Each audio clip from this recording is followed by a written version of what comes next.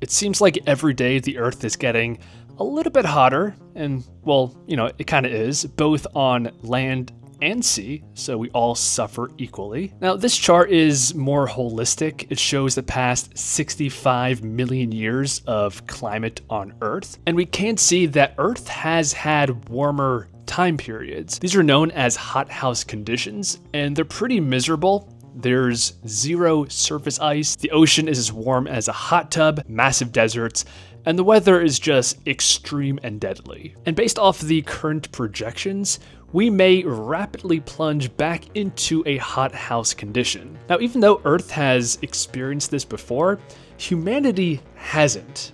In fact, we evolved and thrived in not just a cool house environment, but in a straight up ice house climate. So the exact opposite of what we are heading into. And the simple fact here is we have no idea how human civilization is going to react in this new reality. For example, this new planet might only be able to produce half the calories we can grow today. And with the elimination of all permanent ice caps, all low-lying coastal areas where humans like to live and build cities are going to be just gone.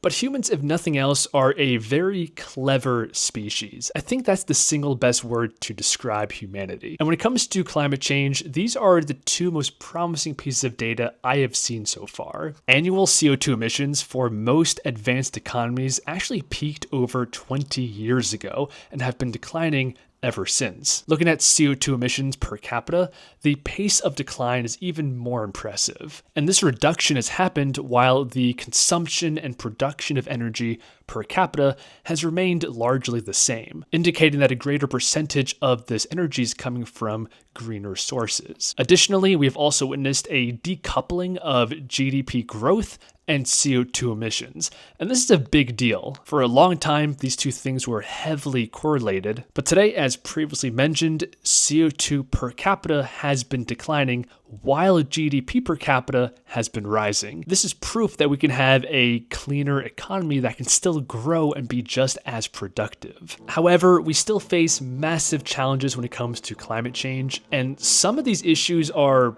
very complex. For instance, one theorized reason we are experiencing this acceleration in warming as we continue to cut emissions is because we are primarily cutting dirty emissions first, things like coal plants, which on top of emitting CO2, emit other things like SO2, which tend to have a general cooling effect on the climate because they can form into aerosols which reflect sunlight back into space. The best data point we have on this is a new regulation in 2020 that limited the amount of SO2 pollutants large cargo ships can emit over the ocean. It did work, SO2 emissions decreased substantially, but a lot of people directly blame this for the increased ocean warming we've seen since this regulation. So this is a very complicated, multifaceted issue with lots of unknown unknowns. But humanity does have a long track record of overcoming adversity, and I really hope we can also do that here.